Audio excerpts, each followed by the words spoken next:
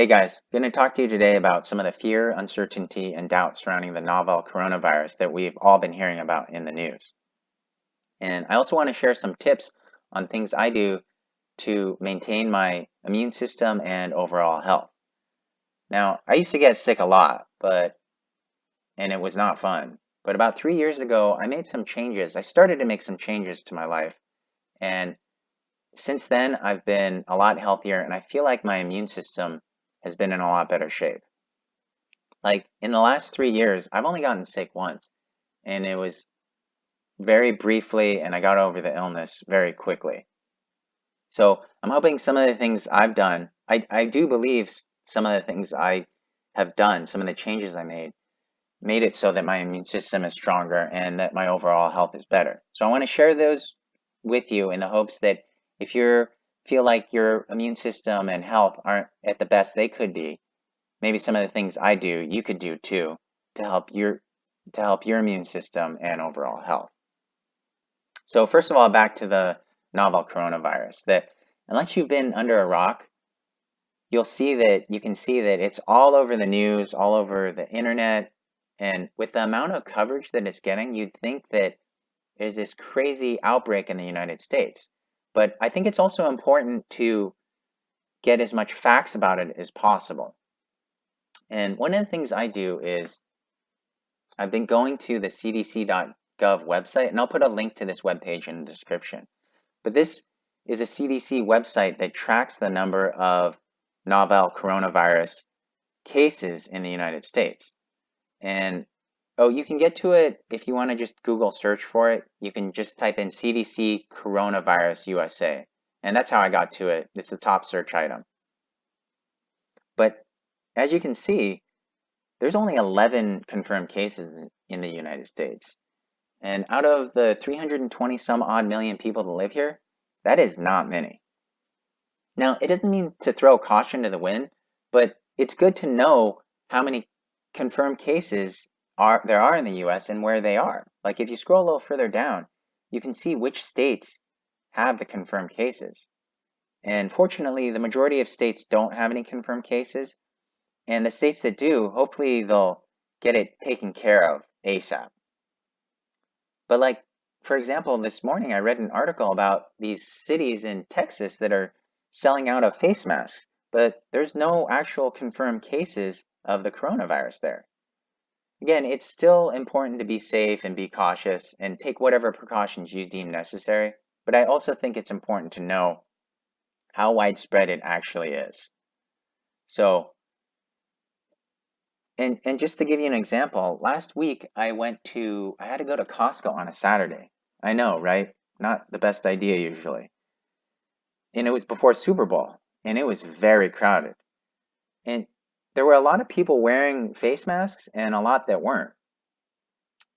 And so, but for the most part, people were just going about their business. And, I'm fine, except for that the Niners lost. I'm not cool with that. But otherwise, I'm fine.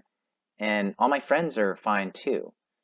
So, anyways, speaking of the masks that I see people wearing, I came across this interesting article about someone that says, hey, you know what? Don't bother with masks. Just make sure to wash your hands. And, I've heard that advice to keep washing your hands frequently and to avoid touching your face too much. And one thing I did notice and that is brought up in this article is that people that do wear masks, if they're loose fitting, they're not really helping. They're not really doing their job. So I'm not saying don't wear a mask, but if you do, make sure that it fits correctly. And I'll put this in the description too. There's a link to an OSHA website that tells you how your respirator should fit. And basically, and some tests you can do. And basically they say that it should be tight fitting. And the majority of the people I see wearing these face masks, it's not tight fitting. You can see gaps around their face. And, if it's not fitting right, it maybe isn't really helping very much. So just something to be aware of if you do choose to wear a face mask. Okay, now I'm going to start to talk about some of the things I did in the past, that I've done in the past few years that I really believe have helped boost my immune system and overall health. Now, the first thing I did was to start drinking kombucha. Now, in and of itself, it's the probiotics in the kombucha and some of the other healthy acids that I think have helped me. Now, kombucha isn't the only way to get probiotics, but it has worked for me. And so I drink about a half a gallon a day, which most of my friends think is a crazy amount. But then I read about this guy, the owner of GT's, and by the way, his company makes great kombucha. But this guy, GT Dave, he drinks like 2 gallons a day. Now, I'm not saying you should go out and start drinking 2 gallons of kombucha a day for better health, or even half a gallon. But, maybe start with a pint. And if you like it and you feel like it improves your health and overall well-being, yeah, drink it. Or if you don't like it, consider taking a probiotic supplement like Culturelle. The next thing I did was to make sure I got enough rest. Now, I used to not get enough sleep. I'd work or go out with friends or whatever, and my sleep suffered. But as I did some research and I started sleeping more a few years ago and making it a priority to get enough sleep, and I noticed that my immune system, I was getting sick less. I wasn't getting sick at all, actually. And actually, my athletic performance, the whole reason I looked into it originally was because I felt like I was athletically not doing as well in some of the sports I played. And when I started to get enough sleep, more sleep, I noticed that first, athletically, I was able to perform physically much better. And it also, as another positive result, was that I got sick. I wasn't getting sick. So this article, which I'll put a link to in the description, talks about some of the reasons why sleep is so important to your immune system. And the next thing is I did a Google search for work is killing me. So about 3 years ago, I stopped working a regular 9 to 5 job.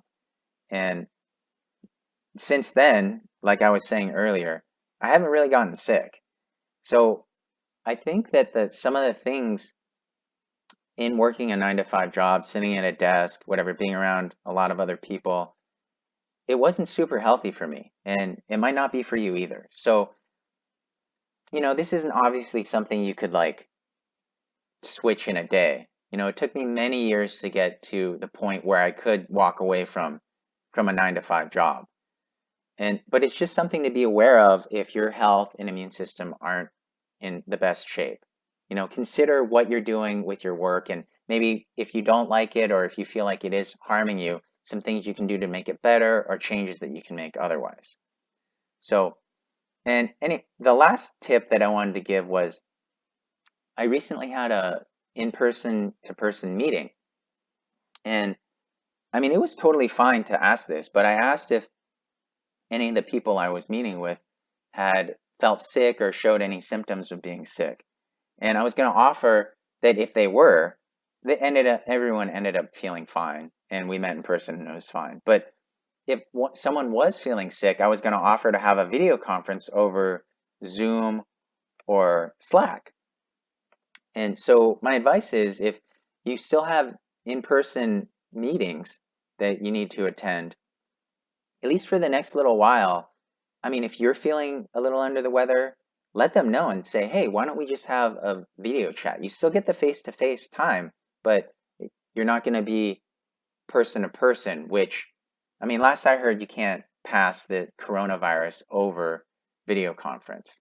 So anyways, guys, hope some of these tips helped. Hope you can keep your immune system and health in tip-top shape and avoid getting sick and stay healthy and have a great year.